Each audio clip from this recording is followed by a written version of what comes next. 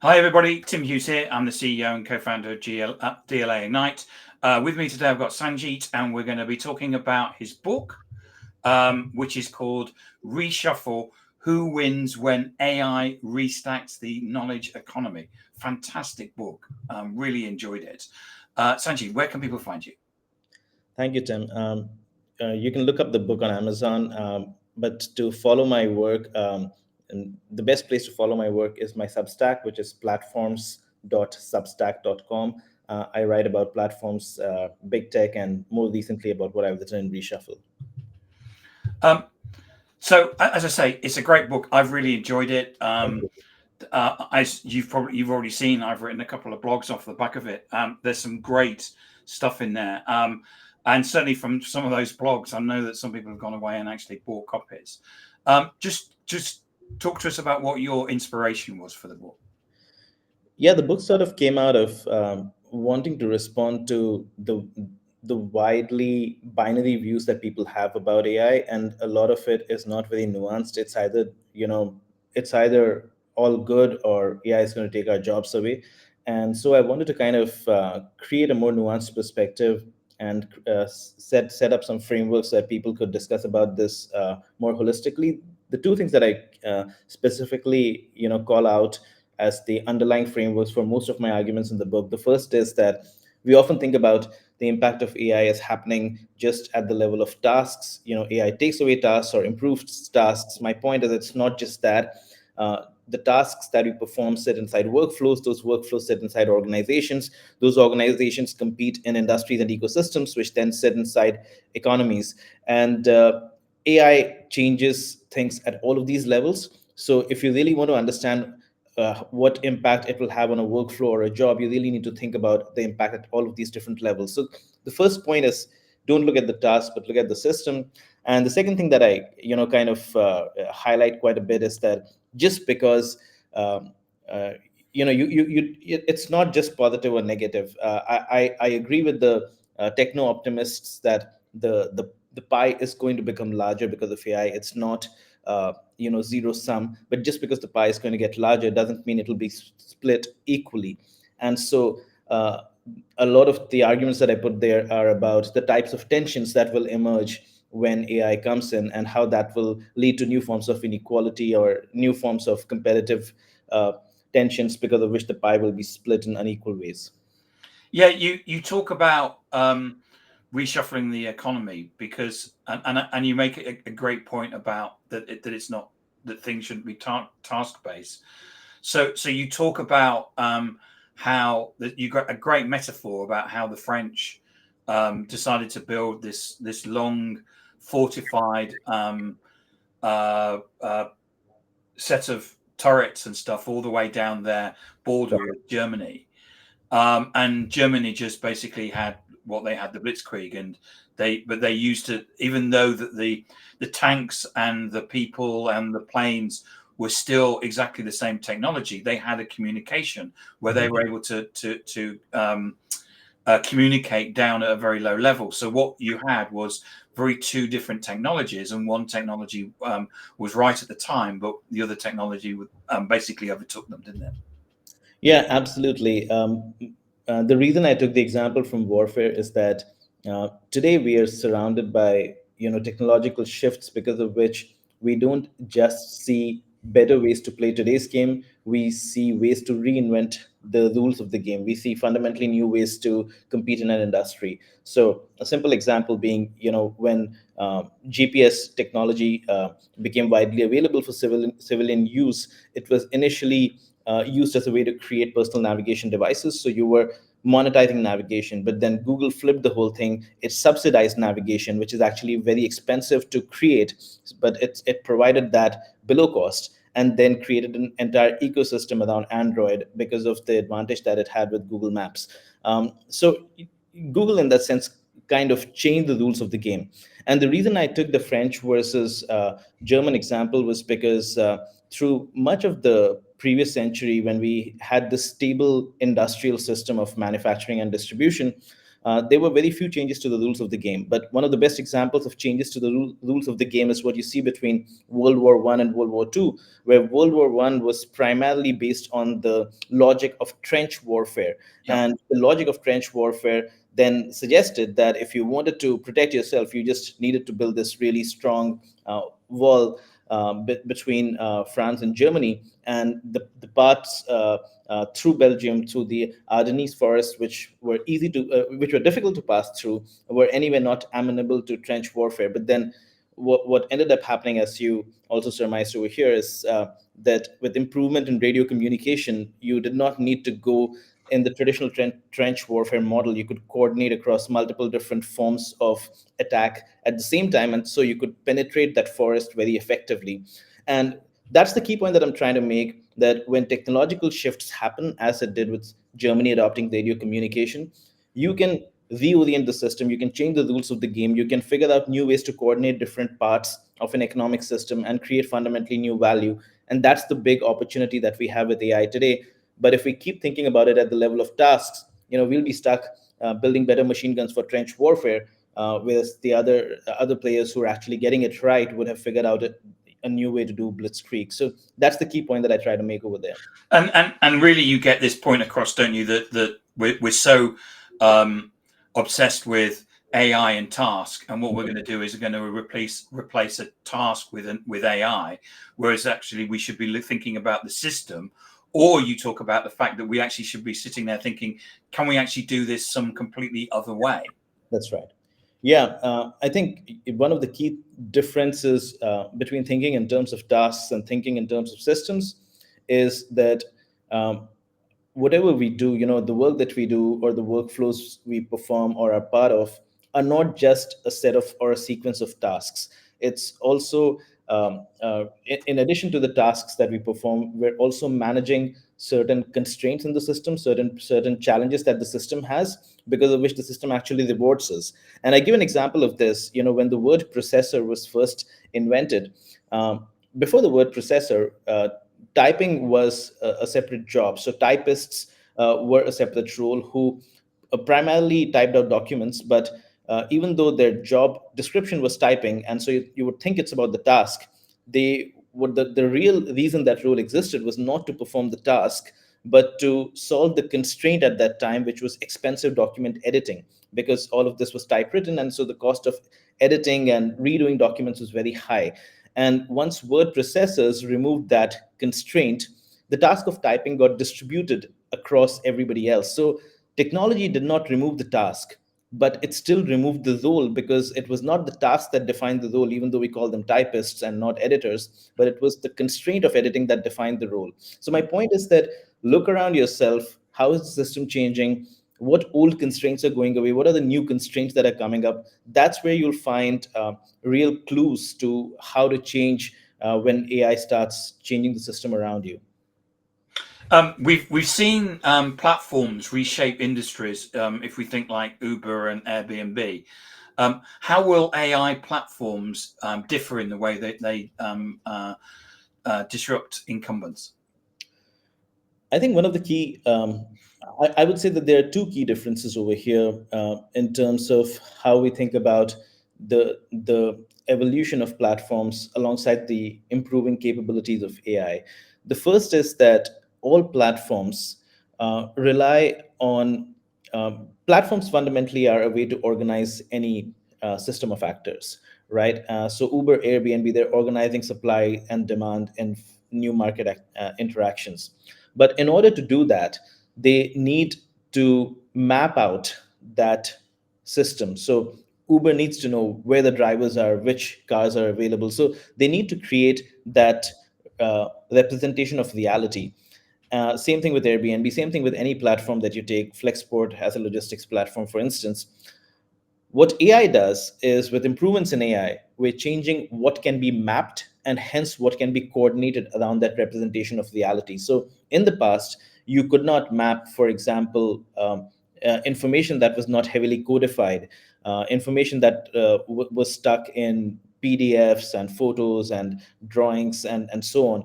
But today with AI, you can potentially extract the relevant information from all of those unstructured formats, create structured representations from that, and then coordinate actors around that. So the first thing is a lot of uh, the parts of the economy which could not be coordinated by platforms because they could not be standardized in the form of simple listings and simple interfaces. We will now see the power of platforms moving into those parts of the economy. I take the example of the construction industry, where a lot of work is not done inside software, and even when it's done, the different software players don't talk to each other, and so there's a lot of fragmentation. There's a lot of work done in over email, on calendar scheduling, etc. But all of that can be fed into an AI system, and new representations of a project can be created to coordinate players around that. So that's the first difference that sort of comes in. And the second difference is in the very logic of how a platform creates value. And a good example to understand that is the difference between Instagram and TikTok.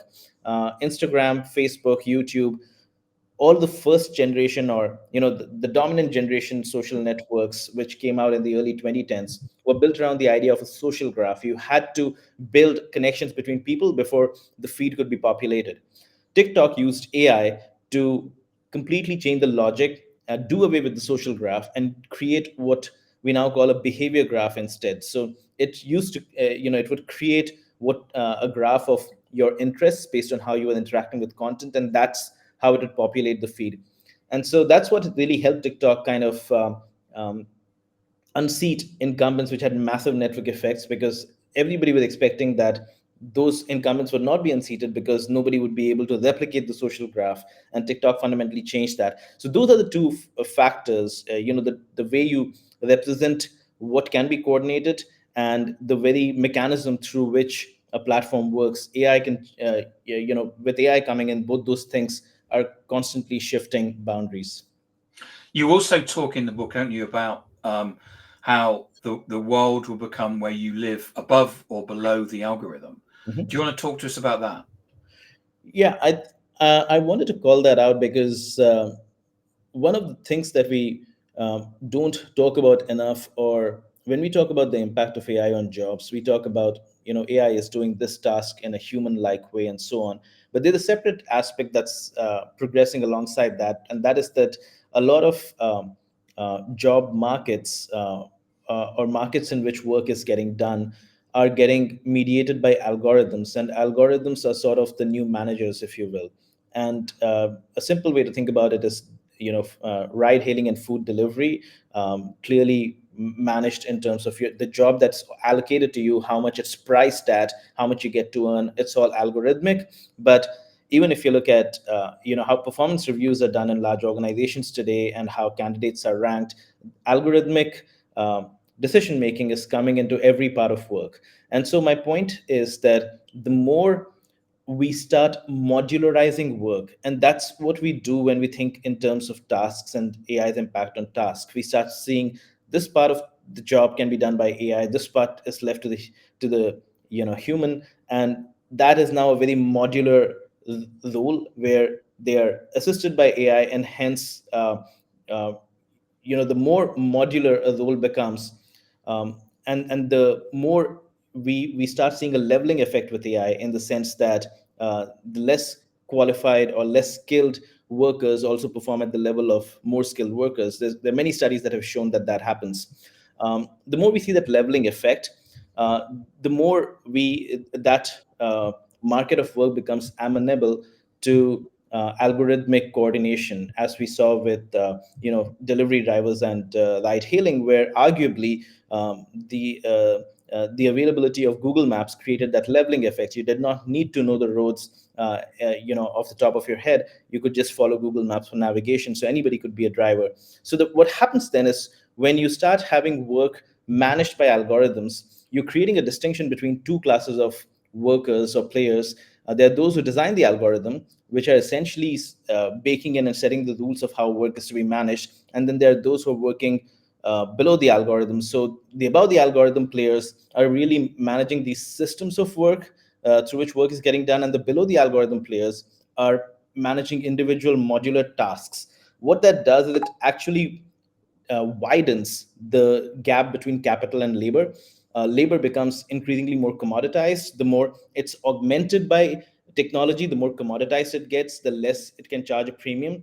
On the other hand, the more labor can be algorithmically coordinated, the more leverage the about the algorithm data scientist or platform designer has. And that worker, even though we call them a worker, they are now closer to becoming a capitalist because they have that level of leverage that they benefit from. So that's the key distinction that I bring over here, that it's not so much a labor versus capital distinction anymore, as much as it's an above the algorithm versus a below the algorithm distinction. And as the most important point here, though, is that as AI improves, you could be above the algorithm today, but you could move below the algorithm tomorrow because AI just levels the playing field and what you do. And do you think that there's where are we in terms of a role for humans, their judgment, creativity, decision making, that sort of say? And do you see humans losing ground at all? I think I think all progress since the beginning of time has been because of human ingenuity.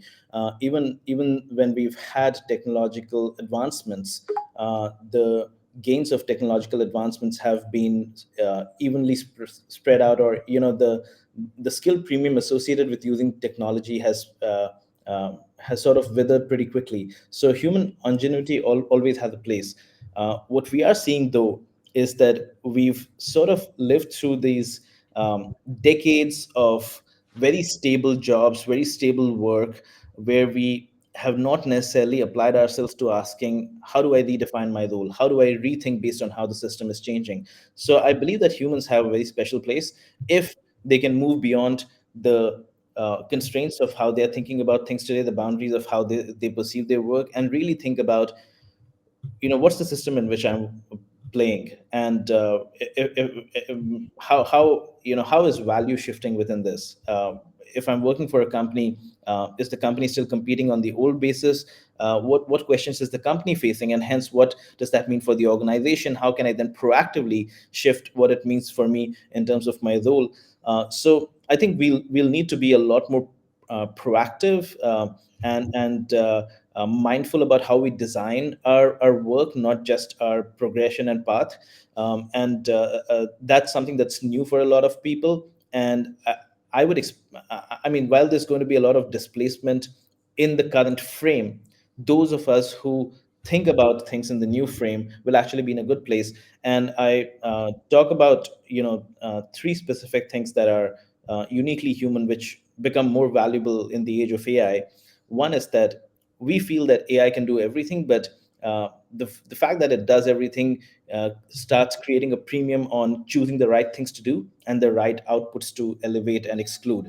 And so curiosity, or asking the right questions, when you can easily generate answers, is very important, because just because you can easily generate answers might mean that you end up down the wrong rabbit hole as well. So curiosity is very important. Curation is important. What's valuable, what's not, what should be elevated versus what should be excluded of the answer set that's been generated. And finally, having judgment and having the ability to assume the risk associated with a choice will always be either human, or it will have to be pooled in a way that it gets taken over by a pooled mechanism like insurance. But for that's not going to apply to a lot of risk. A lot of our daily tasks will just have a lot of our daily work will still involve a human to take over that risk. And as long as that human role combines that risk with economically valuable work, that would be a powerful place for them to be in. Yeah. So, what advice would you give to a CEO right now in terms of what do they do? I think the first thing that CEOs should be thinking about is, instead of looking inward in terms of how can AI help me cut costs, how can AI help me improve my cost structure, which is where a lot of the narrative is headed right now. CEOs should rightfully be looking at, how does AI change the rules of competition in my industry? How does it change the boundaries and definition of my industry? What new forms of competitors come in which would not have been there in the past? And hence, how should I rethink capital allocation? Because the job of a CEO is to really generate that those growth and returns rather than just cut costs in the short term. And so instead of looking at operational advantages that AI brings in, a CEO should be thinking about, here's an opportunity where the technology is shifting. What's a structural advantage that I can create, which can last for a few years? And how can I then build on it as technology improves even further?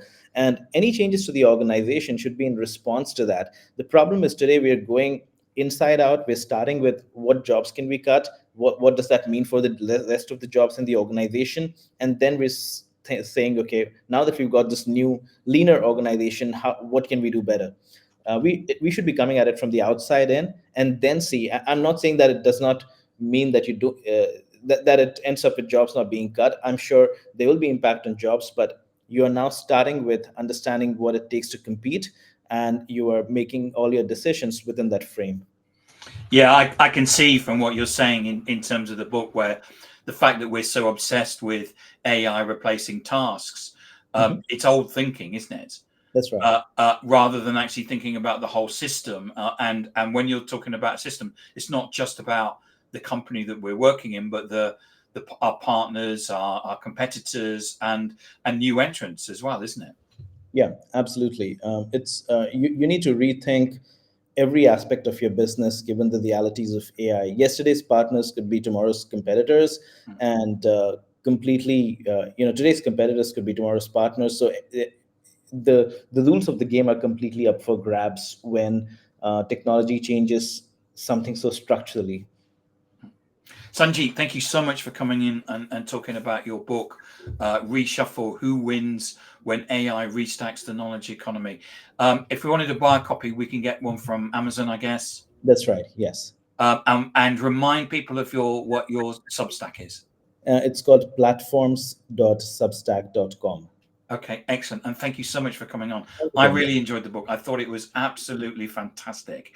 And I know from the articles I've written, I've had such amazing feedback. And as I've sent you messages, people have been going, just off the back of this, I'm going to buy the book. So I highly recommend it. It's a fantastic read. It really makes you think about the way that AI is going to change the world. And thank you so much for coming on and talking about it today. Thank you, Tim. My pleasure. You're welcome.